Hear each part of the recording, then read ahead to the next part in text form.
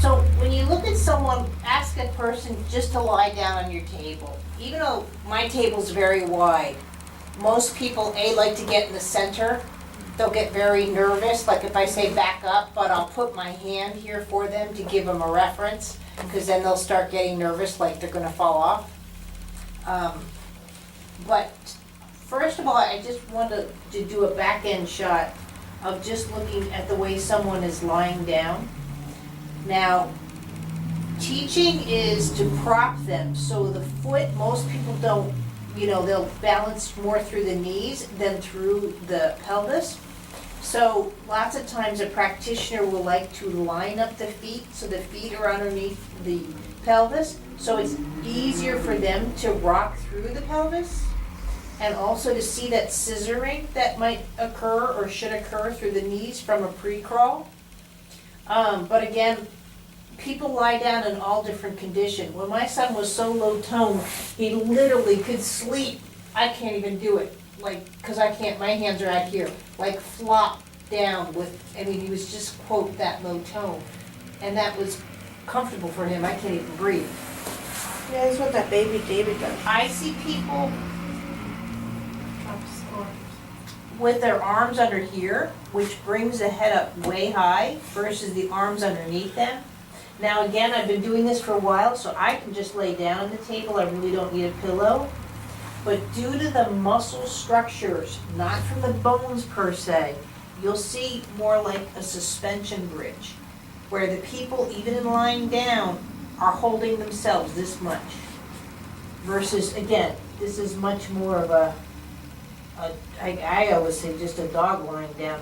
When an animal lies down, they do lying down. They just take a breath, and they're just done. So you have to look at the pillow propping of where is a good pillow height for someone. An adult male, you might literally have to go this high. Some people like, which I can't, is this kind of thing. And you'll have to show them that go with the system and then slowly bring them down to show them eventually that this is actually okay or something like that.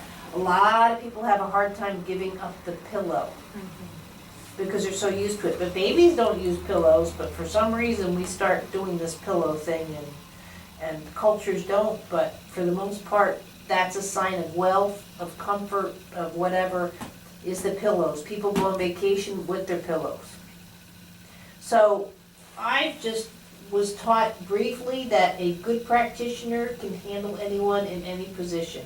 So if someone's not sure, like I'll say lie on your right side, they get confused, what's right, what's left. I just finally say, lie down how you would in your bed. So I might get this, I might get this, sometimes you get this.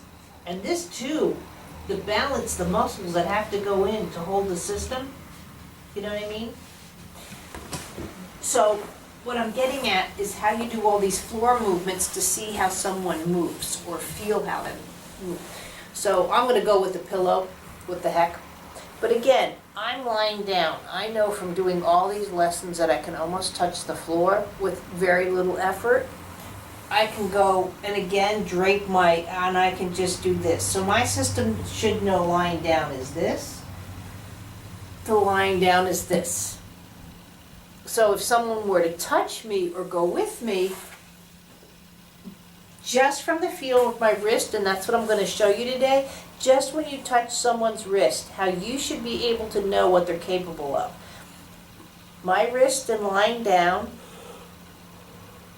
I can't do a full rotation in this position, but I can. I bring my arm down a little bit because of the way my shoulder is, but that's also full shoulder rotation. It comes from the wrist, it comes from the shoulder, it comes from the ankle. So I'll curl my feet and I'll go do this. It's a completely, see now my arm's coming up off the table. If I relax a bit, but again my foot's contracted, I have to sort of think about what I'm doing. So, and people will have these contractions. It might be in the thigh, it might be in the hip, it might be in the hip that had surgery in it. You know, that's where it's like, okay, great, but just by Also, when you, just by the wrist, you'll have a tail. Now I'll hold my abs. I have very little mobility now. Now my arms actually wants to come up here. I don't have, with the tight abs, I don't have the rotations going back on my shoulder. So as you see someone, if they're like this on the table, I guarantee you, see again too, you don't see the rotation through the shoulder. So you'll start to learn how people present on the table to know what they're capable of doing. And you'll learn more so by just the first touch what the possibilities are of that person for that reason. Now a lot of people too, because they're like this, now their arms go up. You don't want them holding their system, and that's where you might have to get a bolster, prop them. What I do not do, unless they're really young, people do this, I see it all the time, come here a little bit closer so I can work on you better. And that's great, but if they're worried about falling off the table, my lesson is now 10 times harder. I figured if this is where they fall, this is where I'm working. So only in very specific circumstances do I actually adjust people on the table, right? I mean, I never, and also, especially if they're older. I usually say after 60, I'm not budging them. So you might have this little 91-year-old that's just like this on your table and you're over there and it's a stretch, but she's 91. Her age is her, wherever she's comfortable, that's where I'm going, And then hopefully too, after a lesson or two, maybe she'll feel more comfortable or realize her size on the table. Some people don't even realize their size, So, and that's the biggest part of people that go overweight. If you're a petite person and you gain 25 pounds, if you're 100 pounds, that's a complete percentage increase in weight volume. But if you're already, let's say 250 pounds and you gain 25 pounds, and they go, I have no idea how I gained it. Their level of awareness is just, that's what it is. So, but it's the same thing with movement. And if you have weight, then it affects your movement. So, good or bad. I mean, it is what it is. So again, some people might be like this. Most people will try and stay on the table. They don't like to go over the edge. But I know where my table's at. It doesn't bother me.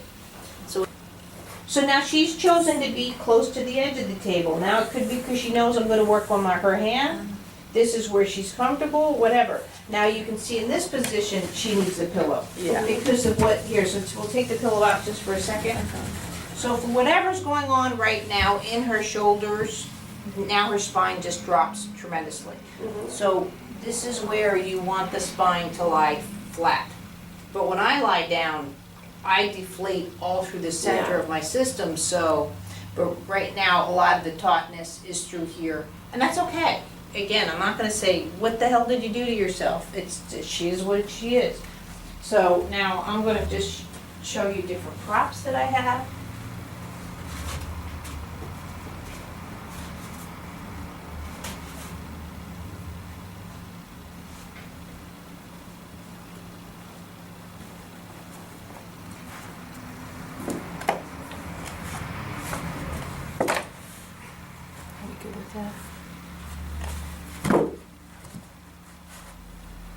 This is just the crucial part that I want you to see and then do. So now if I take someone's hand, okay, let me do it. Now in this position, I'm just going under to the beef of the palm because the way she's got her elbow organized on her waist, and I'm going to just lift her. Now just that little lift, I can tell that there's very little rotation through the elbow, and right here in her bicep is where she's preventing me. So if I take both my hands right now and just continue to lift, see how the weakness goes through the elbow, but that arm isn't going up. Does that make sense to you? So there's no way, no matter what I do from here, that I'm getting this kind of lift. And that's fine. So just from that quarter of an inch, and now I could do it with less than that, just basically putting her hands into my hands, I know and now if I sit here for a second, now I can really feel too the strain or what's going on in the clavicles. That she's also in here where she's decided that basically she does not understand what I want of her. And then back down. Now this alone, for me, can decide my whole darn lesson. Just that touch. Because I know that this area of the arm would appreciate a better relationship with the lower arm. Now this could be because she's a mom and she's got 15 kids and she's carrying them. It could be because she was in an accident. It could be she didn't crawl. Who cares? It is what it is. I mean, it's nice to say it's because of this, but you don't always need a thing. Now I'm not looking for a rotation next. So if I come in just this easy, now I can do it with two hands, and again, I'm just making my presence known. I'm not, there's no touch, I'm not going into the system, and I'm just looking to see her rotation. There's absolutely none going down, so right now I'm going down towards her feet. Now don't get me wrong, if I were to quote force her, I'm going to get it to rotate. But now you can see right here, her wrist is just going, oh heck no lady, I can continue, and now her elbow's starting to really lock up. I can continue, but now the whole back of the bicep, I mean, I'm not putting her into pain, but it's not comfortable, right? Mm-hmm. Now this way, there's a difference. So she's fine feeding herself. You know, you can see the ease. Look, look. Different ways of prompting. So, and again, I'll remind her not to help me, but I can go this way. This is a little half circle.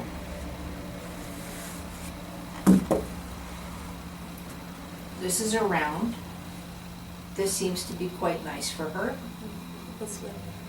And then, but just to show all my different little buddies, this is my egg. Now this seems a little high. Her elbow to me goes down, so I think I'm going to go with option 2. Is that okay? Yeah. So now again, notice I'm not making sure, the roll is there. I'm going to take advantage of it. Mm-hmm. So right now, I'm just going to say, in a sense, hello to the wrist. I'm not looking for certain movement patterns. I'm noticing them if they occur, but right now, you know, I'm not working on the wrist where, quote, I'm affecting the clavicle. I will affect that area of the shoulder, but right now my intention of touch. So what I mean is as the wrist to me starts to articulate and organize more, I then can actually work the wrist like this, where I'm making adjustments to her shoulder. But right now, my touch is going to just go after the wrist. Then one of the few places you actually see me working on where I watch my hands. But I'm not watching my hands on purpose per se, it's just because I'm in the hand. So I'm going in right now into the center of the wrist. So basically the ulna and the radius are coming down into the wrist. There's a nice little divot right in here, it's just natural, so the wrist bones and metatarsals come in through here. And I'm just right now in between, the length of the finger starts really from here, and I'm just sort of going in between each one, and I'm just twisting back and forth. It's a different movement than twisting the whole arm. I'm right now just working on the wrist.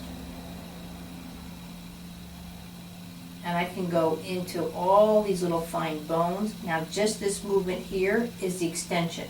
You can see how the natural reflex patterns already just start to open and close with the hand.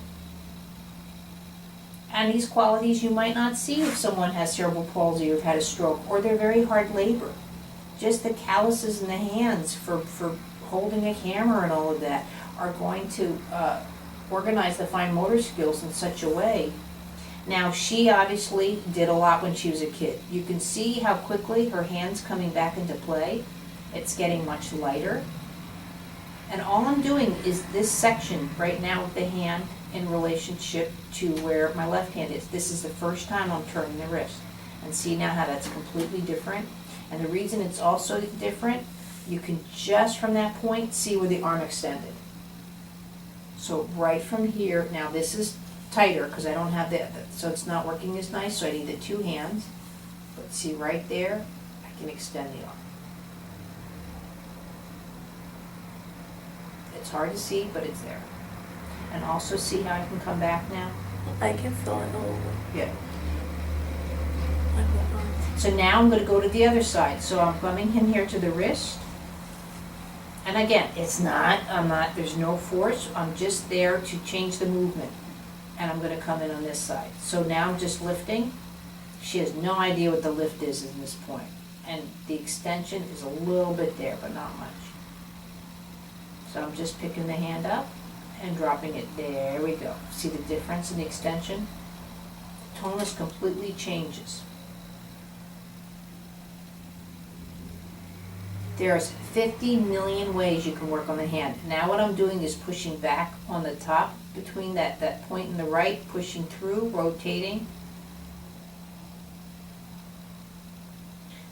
But right here, I notice this point to me doesn't move like I'd like it to. So now I'm bringing my hand down into here. And this is where I sort of call it microsurgery without knives. There we go. Ah, your wrist just adjusted. That's free. Yeah. Do you feel how just that little yeah. bit the bones can pop? But what that is, when the bones freely adjust like that, the muscles tonus is just changed in that area, so boom, the bone just goes right back into place. I didn't push the bone to make a manipulation. That was just what they call spontaneous. I know nothing of chiropractic, and also look at how the tonus is changing off the arm, so just this little lift is allowing the bolster just to fly away. So look at the difference now. See the extension? And also, this is still my favorite, I'm gonna just drop the hand. Look at the difference, how the shoulder just starts going. And the elbow. Even the chest cavity. Just that drop, for her to know, oh, I can just drop my hand down? Oh, okay, I don't have to place it, I don't have to use my muscles. What a difference it does. Look at that now. I'm starting to jiggle her system, just from this little movement. The hips are going, the knees, do you feel that? Uh-huh. So now I'm going back in. Now that I've done the left to the right, I'm going in. So I go drop below, right into the base of the wrist. And I call this my goo-goo, my infinity, however it is you want to call it. As I bring the right through, the left is opposing. The belly dance, see how? But now you can start to see where I'm starting to work with the shoulder. Is the same thing you did to my hand? Yeah, But my hand was like this. It's the finest move that you can get in there. See, now look at how the ulna and the radius can work side by side. Now look at how I can deal with the elbow.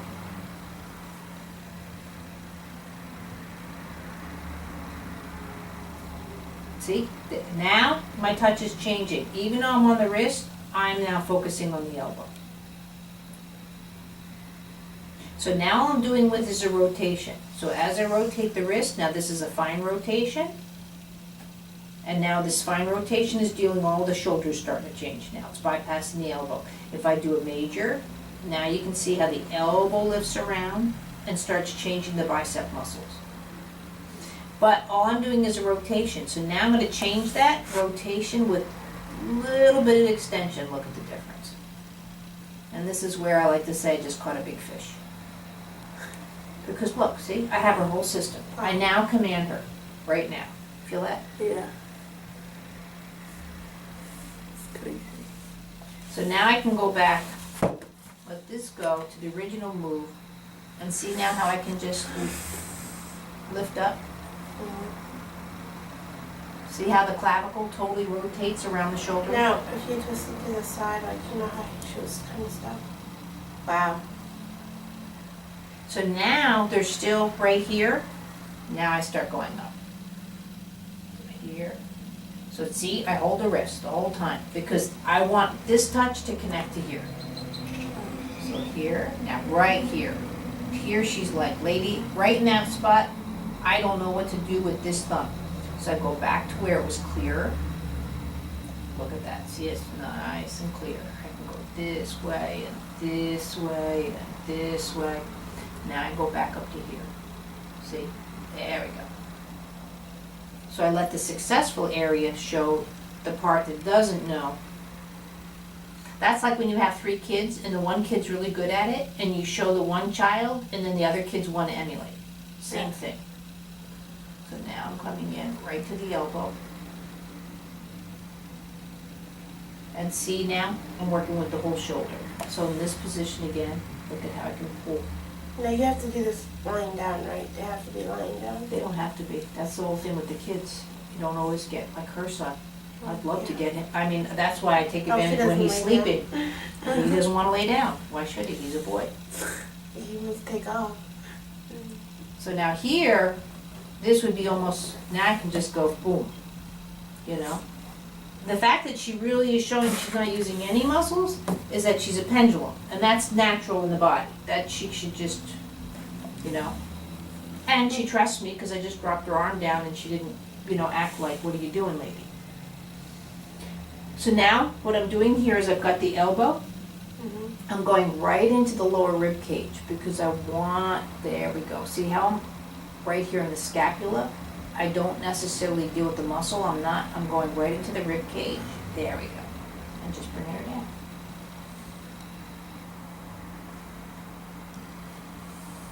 So, now I can go into the clavicle. And that's a quickie.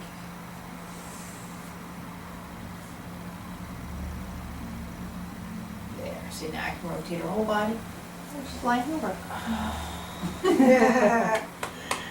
So now lift up your right hand and your left hand. Oh, big difference. Yeah, you can tell. This one's more. Yeah. So now even in this position now I can take, now I didn't get up, I didn't change, no. I'm gonna do it. Just in this position. I don't have to do anything. And she's just, there's no way right now she's even close to being over 100 pounds. She's literally in my hands. I mean, I'm not tightening my abs. Now I can be nicer to her and then grab this so she's nicer presented.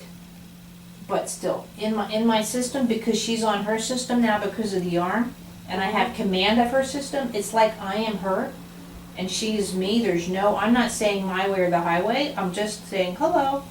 She's like not even 5 pounds, am I right? And that's what it should feel like. And then she leaves you lopsided. Yeah. But also, if I were to attack you, what arm would you want to suddenly use? Right, your clarity of that arm, the use of that arm, and that's sort of what's going on with Aaron right now. You know, it's just, he's just more, you know, that's where he's trying to go for. But he's using his speed. So when he uses his speed, he's gonna go with what he knows. Now, if I were to slow down and go, you know, and that's what the lessons are, not, you know, or tilt him in a way or do it in a way that the other arm will suddenly be like, oh, I can do it with that one too. And once they have options, then it's like, oh, I can grab with both hands. Oh, I can grab, you know. So the biggest mistake that people think is that this, all fours are in this position. Well, I've said it before, if I take this hand up, I'm just gonna fall down. It's the shift. But people think that it's the shift of your tailbone and the way you are here. But what my hand should be capable of doing is this whole rotation. So with the hand, I can turn around and do this. If my hand is, let's say, fisted, and then let's say because I have some kind of paralysis going through my right side. So not only is my hand fisted, but it's getting more what I call that bulldog. You know, where the hand wants to rotate this way. Well, if I'm like this, how's this going to happen? Do you know what I mean? Because I'm not having that conversation. Even the hand fisted to rotate, what's going to happen at a certain point, I'm going to fall. So if I'm here and my hand rotates, see, it's just a nice smooth mechanism. Now I can make that same argument from my ankle, from my knee, from my pelvis or whatever. It's all the same. So if you have the parts in the skeletal system that aren't functioning with everything else, that's when you start to see that they're slow or they're sloppy or they're just not getting it and this. And also if I'm like this, well, how am I going to write eventually? You know what I mean? And people go, well, what's the difference? Why is crawling important with writing? Well, you know, all of this. So if I'm drawing my name like this, again, it's my pelvis, it's my shoulder, it's not just my hand, it's my whole body, it's my eyes watching my hands. This is writing, but this is also ice skating. So, and again, let's just make this side where it's paralysis. Even though, let's say this functions fine, the same thing. I'm gonna get to a point, I've gotta somehow fall, or I'm just gonna avoid the movement, because maybe it hurts my wrist, or whatever. Now, I'm not saying it's not great when you see a child that can finally crawl, and they're crawling with the hand fisted. They'll do it slower.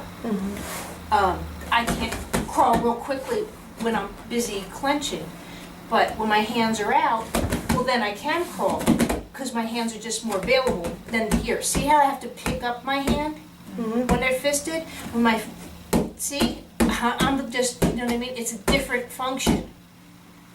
I can do this. I have extension. When I'm like this, I'm here. There's no extension. So either I have to get to the edge and move my butt up more. What if I can't because I'm fisted? Or I'm, you know, and then that's where kids don't crawl. They come down here because that's the only way they know to get to the edge. Is to lie down and pull. So, versus when my hand's out, I can get like this, and then I can get like this. But the wrist is just as much a part of that conversation. So whether I drive a car, I'm giving my child a bath, you know, or I have special needs where it's cool, fine motor skills, you know, that's where the hand conversations can come in with the whole system.